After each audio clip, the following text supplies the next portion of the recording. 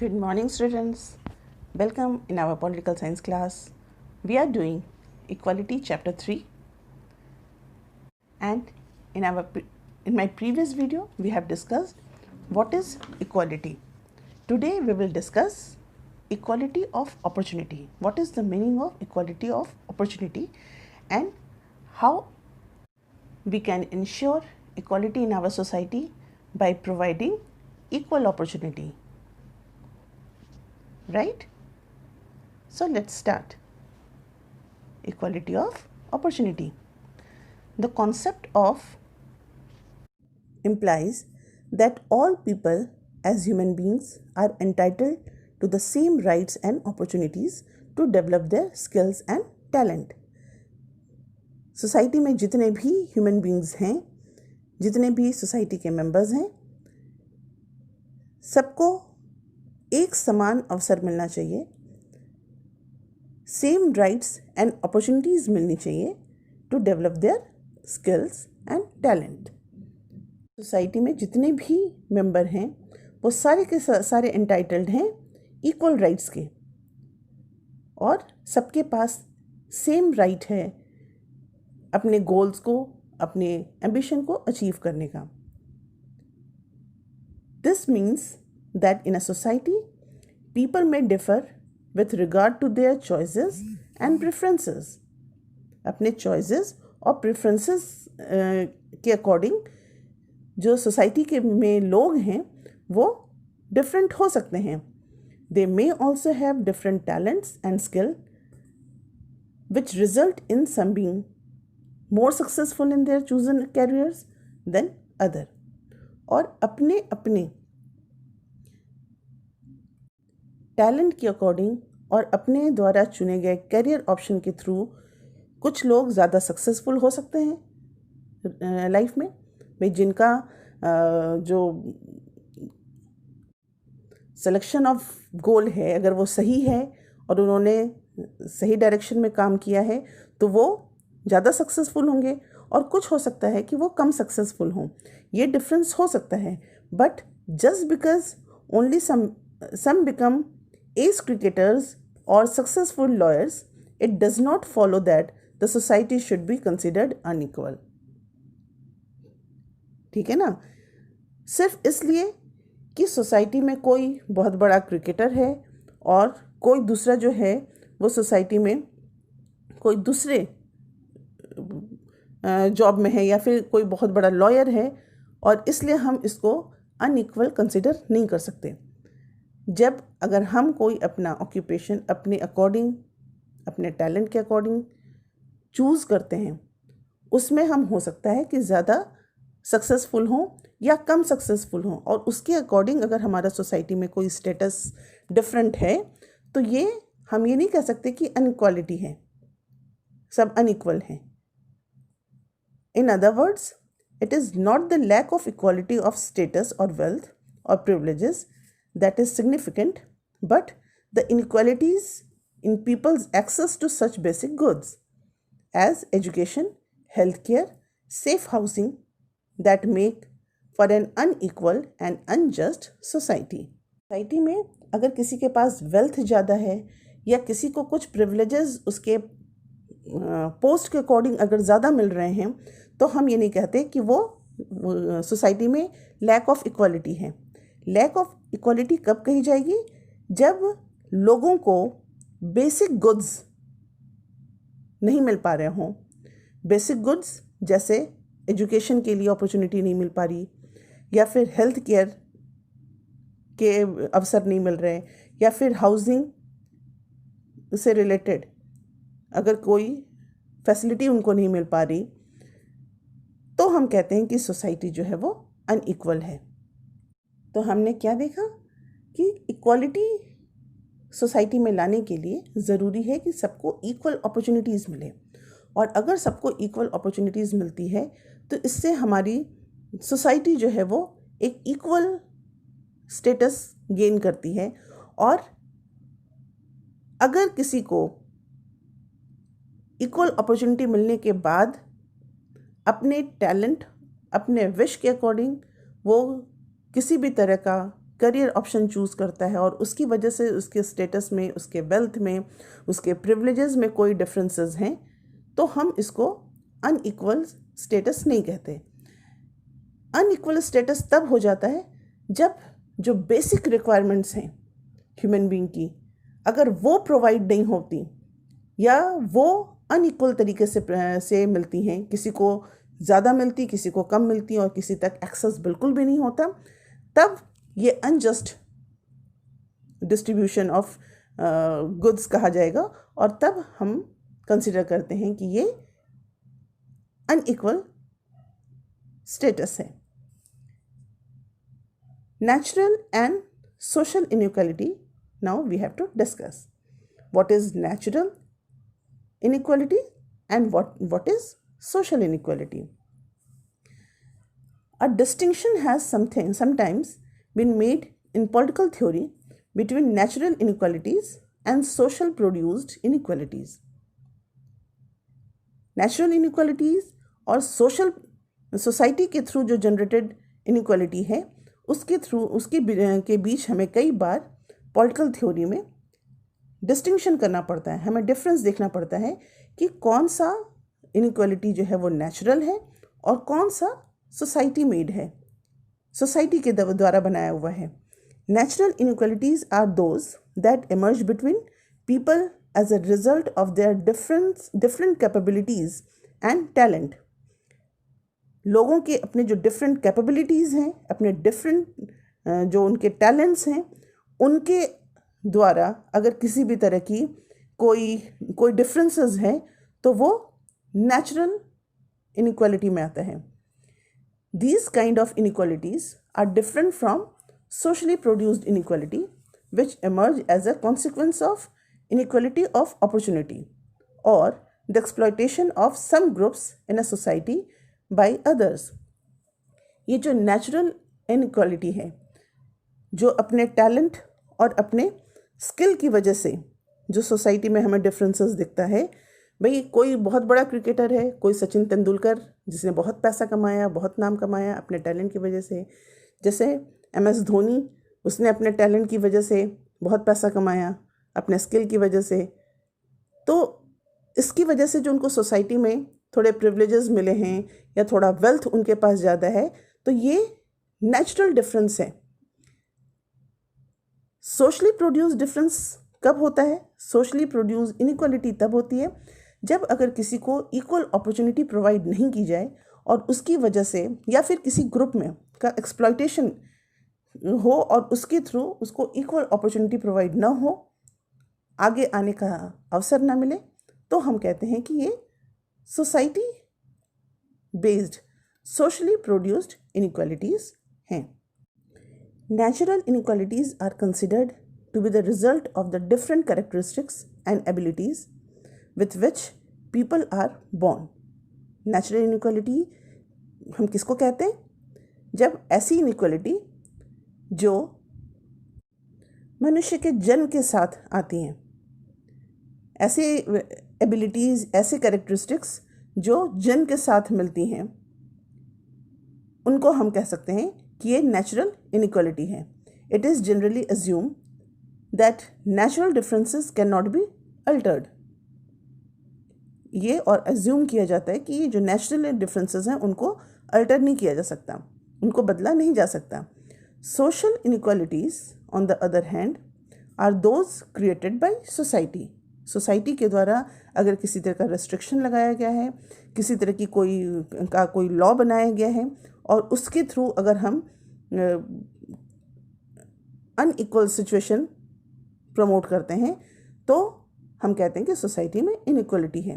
तो social inequality society के द्वारा क्रिएट होती है। सर्टेन सोसाइटीज़ में value those who perform intellectual work over those who do manual work and reward them differently. भाई हो सकता है कि किसी सोसाइटी में जो मशीनों से काम हो रहा है, जो इंटेलेक्चुअल वर्क हो रहा है, उसको ज़्यादा प्रेफरेंसेस दिया जाता हो और जो मैनुअल वर्क करते हैं उनको थोड़ा सा कम प्रेफरेंसेस मिलता हो। भाई मान लो जैसे अगर एक इंडस्ट्री है और उसमें जो लोग जिन्होंने इंजीनियरिंग की है या फिर कोई डिप्लोमा कोर्स किया है और जो मशीन पे काम कर रहे हैं, तो वो बहुत तेज़ी से और एक परफेक्ट वे में काम कर रहे हैं, तो हो सकता है कि उनको सैलरी ज़्यादा मिले, और जो मैनुअल वर्कर हैं उनको सैलरी कम मिले। तो इस तरह के डिफरेंसेस हो सकते हैं। या फिर सोसाइटी उन लोगों में भी डिफरेंस कर सकती है जो कि different race, different colour, different gender और डिफरेंट कास्ट के हों। Differences of this kind reflect the value of a society and some of these may certainly appear to be unjust. और अगर इनइक्वालिटी इस तरह की है जो किसी certain colour, gender, race, caste इस पर डिपेंडेंट हो, तो इस तरह की अगर इनइक्वालिटी है तो वो हम लोगों को अनजस्ट फील होता है, हमें लगता है कि नहीं ये गलत हो रहा है। और इस तरह की जो इनइक्वालिटी है वो सोसाइटी बेस्ड इनइक्वालिटी, ये अनजस्ट इनइक्वालिटी है। This distinction is sometimes useful in helping us to distinguish between acceptable and unfair inequality in society, but it is not always clear or self-evident.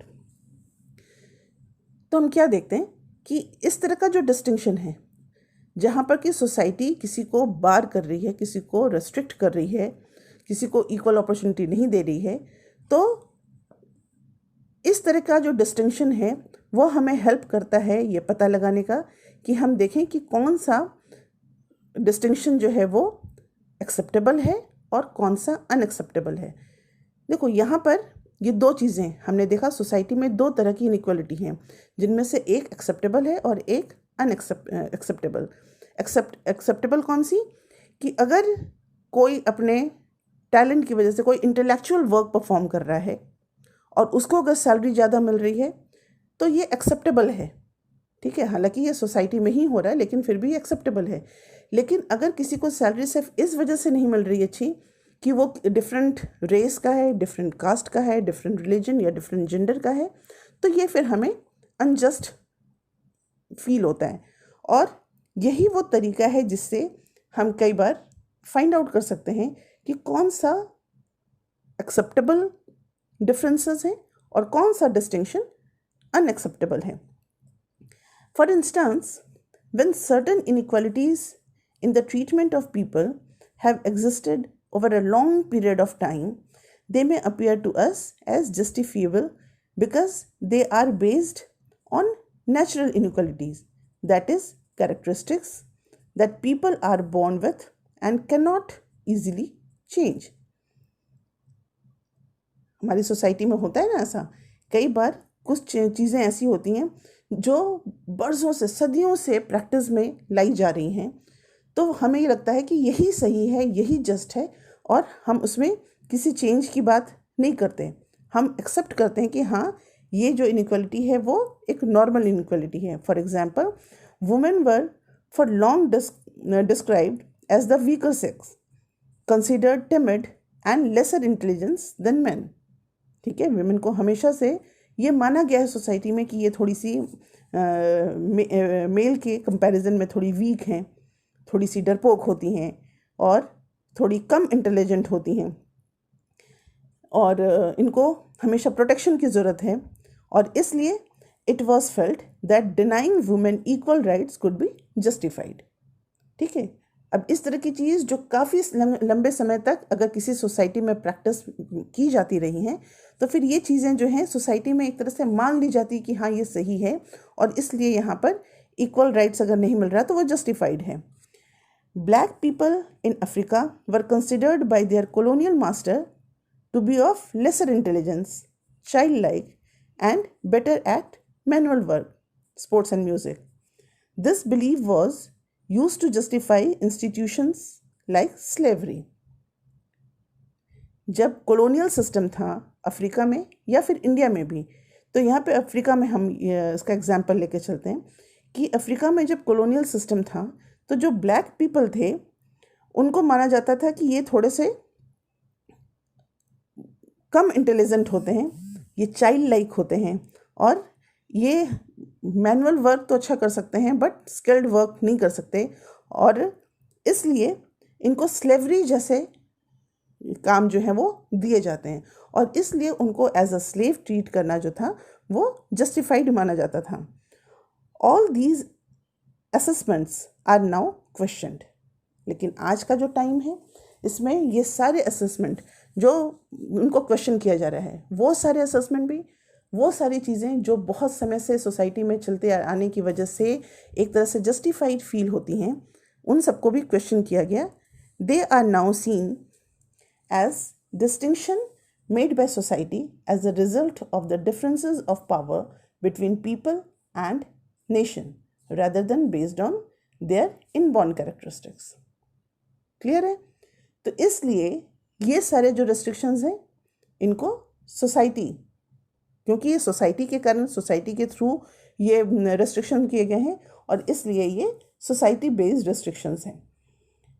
Another problem which arises with the idea of natural differences is that some differences which could be considered natural need no longer be seen as unalterable. कई बार कुछ चीज़ें ऐसी होती हैं, कुछ problems ऐसे होते हैं नेचुरल डिफरेंसेस की आइडिया वाले, जिनको कि देख के लगता है कि ये नेचुरल हैं और इनको अब चेंज नहीं किया जा सकता। For instance, advances in medical science and technology have helped many disabled people to function effectively in society.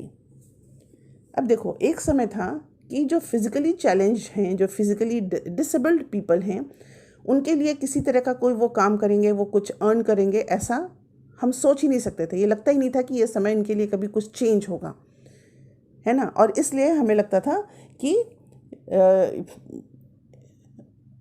ये इनके लिए बड़ा मुश्किल है सोसाइटी में कुछ एक एसेट बनना। बट साइंस और टेक्नोलॉजी और मेडिकल फील्ड का जो एडवांसमेंट हुआ, उसकी वजह से अब ये डिसेबल्ड पीपल भी जो हैं वो सोसाइटी में बहुत इफ़ेक्टिवली फंक्शन कर सकते हैं। वो Today, computers can help blind people. Wheelchairs and artificial limbs can help in case of physical disability. Even a person's look can be changed with cosmetic surgery. The famous physicist Stephen Hawking can hardly move or speak, but he has made major contributions to society. It would seem unjust to most people today if disabled people are denied necessary help to overcome the effect of their disability or a fair reward for their work on the grounds that they are naturally less capable. सही है? तो फिर एक समय था जब ये मान लिया जाता था कि जो physically challenge, physically disabled people हैं वो लेस एलिजिबल होते हैं। बट अगर आज के समय में कोई इस तरह की बात करे तो ये हमें जस्टिफाइड फील नहीं होगा, क्योंकि अब हमें मालूम है कि मेडिकल एडवांसमेंट और जो टेक्नोलॉजिकल डेवलपमेंट की वजह से अब डिसेबल्ड पीपल भी जो हैं वो बहुत ज़्यादा इफ़ेक्टिवली काम कर सकते हैं। Given all this complexity, it would be difficult to use the natural society produced distinction as a standard by which the laws and policies of a society can be assessed. For this reason, many theorists